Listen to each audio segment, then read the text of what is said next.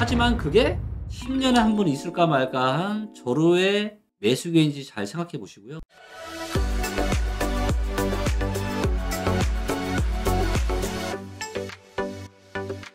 자, 지금 이제 주담대가 좀 급락했죠. 담보대출 금리가 지금 내려가서 그나마 저는 너무 다행이다. 그래서 연끌하신 분들에게 심심한 위로의 말씀을 좀 드리고 그나마 조금 위로가 됐다. 하지만 지금 미분양이 뭐예요? 갈수록 지금 쌓이고 있습니다.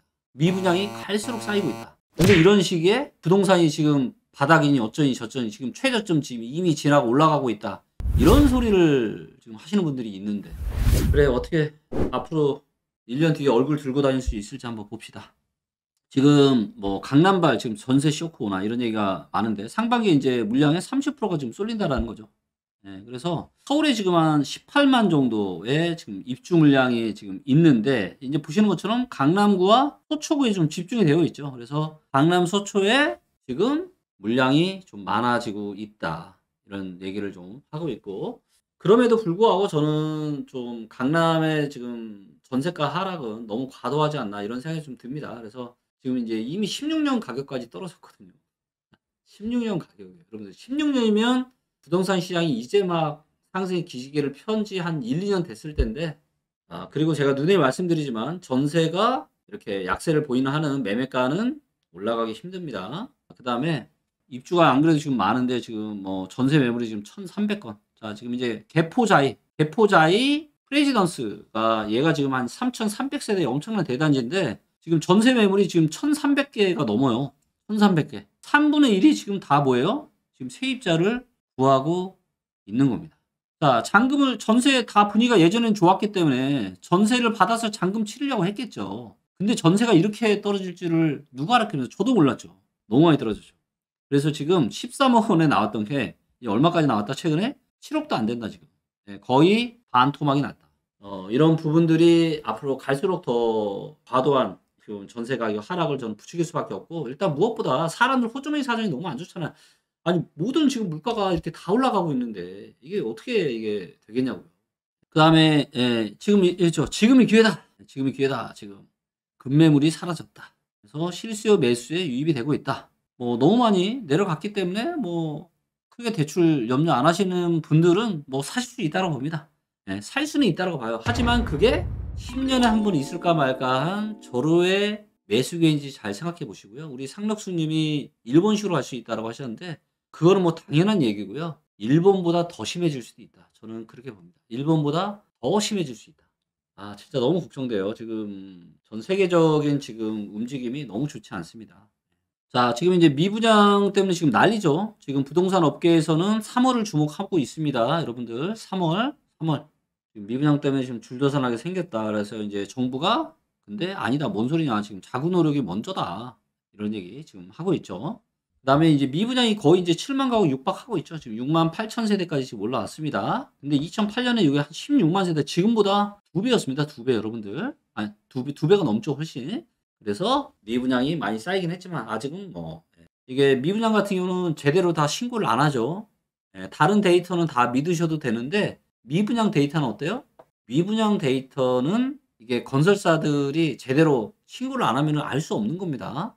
그렇기 때문에 이거는 최소한 7만 세대다. 실상은 훨씬 더 많을 수도 있다.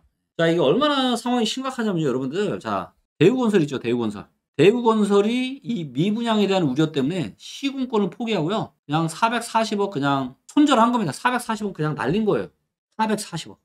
지방의 한 주상복합 아파트 시공권을 포기하는 일이 벌어졌다. 부동산 시장 침체를 감안할 때 초기 투입 비용을 포기하더라도 하루빨리 사업을 접는 것이 낫다고 판단을 한 겁니다. 자, 미분양을 우려해서 분양 시점을 늦추는 사례는 있었는데 건설사가 시공권을 포기하는 거는 이런 일은 매우 지금 이례적이다. 매우 이례적이다. 자, 여기 보시면 480세대 주상복합 아파트 짓는 거고요.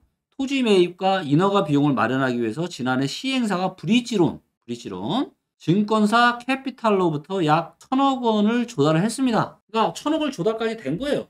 그리고 대우건설은 여기에 440억 보증을 제공했고, 그리고 공사비로 얼마를 받기로 했다? 1,600억을 받기로 했다. 근데 400억을 그냥 던진 거예요. 얼마나 심각한 겁니까? 얼마나 심각한 거죠. 근데 문제는 대우건설이 빠지면서 뭐다? 프로젝트 자체가 무산이 되고 금융사들까지 여기 PF 해준 애들 있잖아요. 증권사 캐피탈 천억 해줬단 말이에요. 금융사들까지 피해볼 가능성이 커졌다. 사업이 취소되면 시행사는 토지를 처분한 돈으로 우선순위에 따라 대출을 갚게 된다. 토지 매각이 지연이 되고 헐값에 팔리면 금융사들도 손실을 볼 수 있다. 요즘 같은 시기에 토지가 팔리겠습니까? 팔린다 한들 얼마나 안 좋은 가격에 팔리겠어요. 그죠? 자, 건설사가 돈을 물어주고 지금 사업을 포기할 정도로 상황이 안 좋다. 비슷한 사례를 앞으로 속출할 수 있다. 너무 저는 개인적으로 사회적으로 너무 큰 비용이다. 안타깝습니다. 마음이. 그래서 지금 뭐예요? 이런 부동산 관련한 건설사나 시행사, 큰 시행사들, 그 다음에 부동산 관련한 금융회사들, 이런 데들이 저희 회사에 계속 연락을 주는 겁니다. 왜? 지금 이 사업이 지금 이걸 진행을 하는 게 맞을지, 스탑을 해야 될지, 사업 타당성 검토, 그냥 적정 분양가, 그 다음에 대출을 해줬을 때 이런 PF 대출을 과연 여기다 해주는 게 맞냐 안 맞냐, 안전하냐 위험하냐, 이거를 데이터적으로 지금 알고 싶어 하는 겁니다. 알고 싶어 하는 거예요. 네, 너무 아니 이거 하나에 그냥 400억 그냥 날리고 여기만 날리는 게 아니잖아요. 이 여파가 엄청나잖아요. 그렇기 때문에 이제는 뭐예요? 데이터에 근거해서 이제는 이런 의사결정을 하는 게 너무 중요하다. 너무너무 중요하다. 그리고 저는 일선에 지금 사업을 하니까 느껴져요. 이제는 많은 기업들이 이거를 깨닫고 우리 리치고 회사를 찾아주고 있구나 라고 저는 많이 느끼고 있고. 자, 그 다음에 이제 주택담보대출 금리가 지금 한 2%포인트 급락을 좀 했습니다. 그래서 이제 보시면 이 금리가 이제 11월 9일에 뭐 한 6.1에서 7.4까지 올랐다가 지금 많이 떨어졌죠. 3.9에서 4.5, 4% 초반 정도입니다. 지금 담보대출 금리가 지금 많이 떨어졌다. 참 다행이라고 생각합니다. 다행이라고 생각하고요. 자, 그리고 제가 누누이 말씀드렸지만 이제 부동산 시장 완화 정책이 앞으로도 계속 펼쳐지게 될 거고, 그래서 이제 일기 신도시에 대한 이런 재건축, 안전지나 면제, 용적률 최대 500%까지 허용해 줬다. 이런 엄청난 호재 뉴스가 나오는 거예요. 엄청난 호재입니다. 이거는 엄청난 호재예요. 엄청난 호재입니다. 근데 하락기니까 하는 거예요.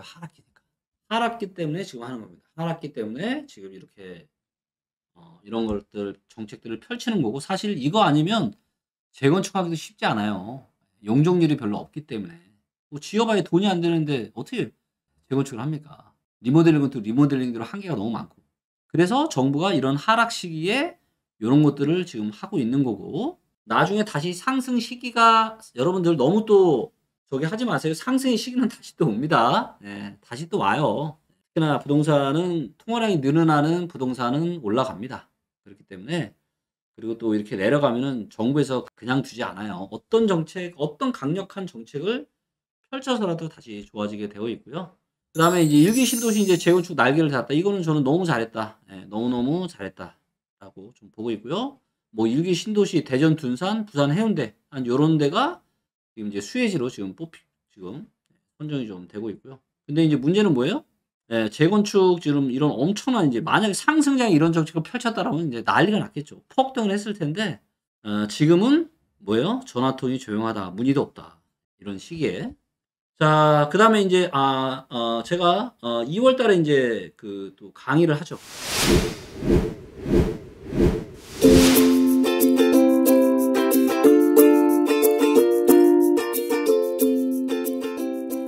먼저 인터넷으로 통해서 이제 이 강의를 알게 돼서 듣게 됐는데, 김기현 대표님이 왜 그렇게 말씀하셨는지에 대한 이유들을 좀 구체적으로 알 수 있어서 되게 좋은 시간이었던 것 같고요. 그리고 또 각각의 이제 그 데이터를 통해서 기준을 세우는 것들에 대해서 말씀해 주셨는데, 사실 그 기준을 어떤 방향으로 세워야 할지에 대한 것들을 좀 어렴풋이나마 좀 알 수 있어서 좋았고, 또 그것들을 활용할 수 있는 데이터들이 있다는 거에 대한 좀 안도감? 그런 것들이 있어서 되게 좋았던 것 같습니다.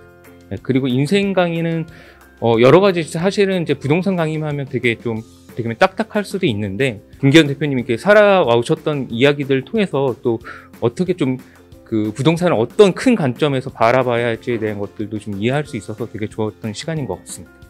네. 저 지난 부동산 강의를 2017년 정도서부터 그냥 몇 개 들어봤었는데 투자를 이제 처음 경험을 하다 보니까 어느 지역에 투자를 해야 될지 다른 사람들이 이게 투자를 할 때 막 우르르 따라가는 이제 저의 기준이 없고 그리고 이제 막상 이제 투자를 다른 사람들이 할 때 보면은 어떻게 투자를 하는지 어떤 기준이 없으니까 저도 그냥 그렇게 투자하는 사람들만 바라보다가 한 시즌이 끝나버려서 지나고 났더니 굉장히 아쉬운 기간이었더라고요. 그래서 좀 이렇게 좀 명확한 기준이 있으면 좋겠다라는 것을 굉장히 좀 많이 바랬었는데 이번에 이제 이 통계를 보는 것들을 이제 좀 명확하게 알게 되면서 이제 앞으로 다시 이제 투자를 하게 된다면 저만의 기준을 확실하게 이제 어떻게 정말 전문가 수준만큼 공부를 좀 하면 언제 들어가야 되고 언제 뭐 사고 팔기를 해야 되고 제가 투자를 하고서도 이거 사야 돼 말아야 돼 하는 그런 불안함이라든지 그런 것들이 없이 굉장히 좀 명확한 기준을 저한테 세울 수 있는 그런 뚜렷한 기준이 생길 수 있는 그걸 저만의 그런 기준을 만들 수 있는 그런 어떤 지표가 된다고 해야 되나요? 그런 면에서 굉장히 좋았고 그 다음에 이제 이 강의의 상당 부분을 되게 이제 인생을 어떻게 길게 설계할지에 대한 김기현 선생님만의 그동안에 이제 느꼈던 많은 노하우들을 담으셨는데 사실 이것들이 저는 이제 지금 40대인데 굉장히 많이 와닿았어요. 저도 지금까지 살아오면서 뭔가 누군가가 그냥 앉아서 수다를 떨면서 이렇게 하는 게 좋아 저렇게 하는 게 좋아 라고 했던 모든 것들이 총망라되어서 정말 삶을 좀 이렇게 되게 건강하게 설계를 하고 싶다라는 그런 가치관을 많은 사람들에게 심어주는 굉장히 선한 영향력을 강의를 통해서 많은 분들에게 자극을 줬다는 생각이 들어서 정말 감사했습니다.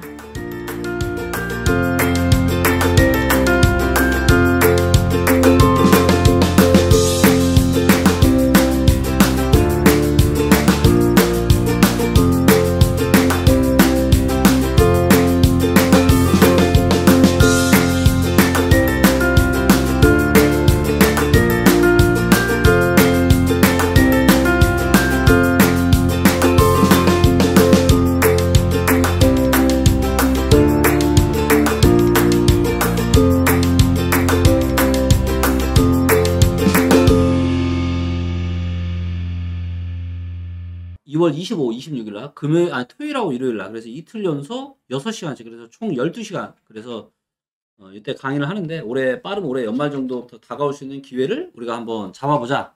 그리고 데이터로 부동산 공부해서 합리적인 의사결정하자 이런 걸로 하는 거고요. 그래서 이번에는 이제 워낙 이제 좀 부동산 투자 쪽으로 좀 많이 좀 목차를 강의 내용을 좀 많이 해주셨으면 좋겠다라고 해서 좀 그쪽 포인트로 많이 좀 잡았고요. 일단 성공 투자에 대한 일반적인 부동산 포함해서 성공적인 투자를 하려면 어떻게 하면 되는지 그래서 핵심 원칙에 대한 부분들 투자 심리에 대한 것들 그 다음에 주식과 부동산 투자 비교한 거 그 다음에 나만의 투자 체크리스트를 만들어라. 그래서 이때 제가 직접 만든 주식 투자 체크리스트도 공개를 할 거고요. 그 다음 매수매도 어떻게 하면 잘할 수 있을지 그리고 10년에 한 번 올까 말까 기회를 잡는 투자 사이클을 또 알아야 되고요. 자, 그 다음에 이제 가장 주요한 내용이죠. 빅데이터 부동산 투자. 그래서 빅데이터를 활용을 해서 어떻게 안전하고 대박내는 투자를 할 거냐. 그래서 이제 플라워 차트. 이거 하나면 이제 매수 변곡점을 제대로 짚어낼 수 있죠. 그 다음에 전세 저평가, 소득 저평가. 그래서 이런 주요 데이터들, 그리고 이런 것들이 얼마나 이제 좀 유용한지에 대한 이런 것들을 제가 이야기를 하고, 여러 가지 이런 용어 설명을 하고, 그 다음에 실전 투자 사례. 그래서 제가 이제 2015년에, 이때는 데이터를 가지고 제가 투자를 한 건 아니고, 그냥 이때는 그냥 부동산 시장 분위기가 이제는 바닥 찍고 올라가는 것 같다라는 게 어느 정도 확인이 되었고, 그래서 제가 투자를 했는데, 사업성이 제일 좋은 재건축이라고 해가지고 제가 했는데, 이것도 여기에 대한 자세한 내용을 제가 또 말씀드리고, 물론 수익도 많이 나기는 했는데, 그 다음에 이제 16년에 이제 6월 달에 첫 데이터로 투자를 했죠. 이때는 입주 물량만 가지고 제가 투자를 했었고, 이때 한 4채 정도 했었고요. 그 다음 17년 11월 달, 대전, 전남, 광양, 또 이때 뭐 진짜 300만 원 이하로도 살 수 있는 아파트가 좀 많았습니다. 자, 그다음에 19년 가을에 군산, 청주, 아산. 그 다음에 2020년 1월 달에 평택, 강원, 충주. 그 다음에 2021년 가을에 보충 신호 발생하면서 이때 적당히 몇 채 매도를 좀 했죠. 그래서 이런 실전 사례를 데이터에 근거해서 어떻게 했는지를 또 자세한 이야기를 제가 좀 하도록 할 거고요.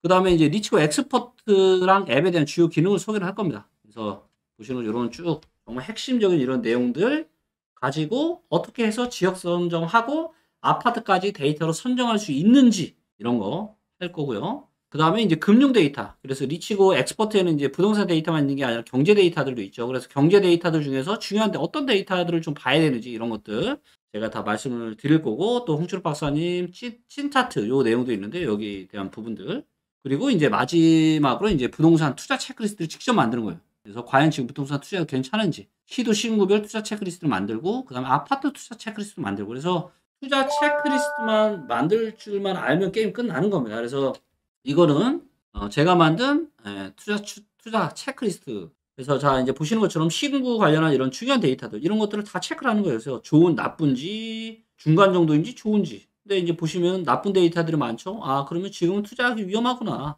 최소한 좋은 쪽의 데이터들이 좀 많고 중간 거 뭐 한 몇 개 있고 이러면 이제 우리가 투자할 수 있지만, 지금은 여러 데이터가 좋지 않으니까 지금은 안 하는 게 맞겠다 이렇게 생각하시면 되고요. 마지막으로 이제 결국은 우리가 이제 성장하고 행복한 인생을 사는 게 중요한데 이런 인생을 또 어떻게 만들 거냐. 그래서 마인드 세팅에 대한 것들, 인간관계, 건강한 인생 만들기 이렇게까지 해서 이번 6월 25, 26일에 하는 정규 강의를 할 거고요. 이때는 인원이 많지가 않습니다. 딱 50분만 선정을 하기 때문에 아마 지금 자리가 그렇게 많이 남아있을 것 같지는 않은데, 일단 신청하실 분들은 신청 좀 하시면 좋을 것 같고요.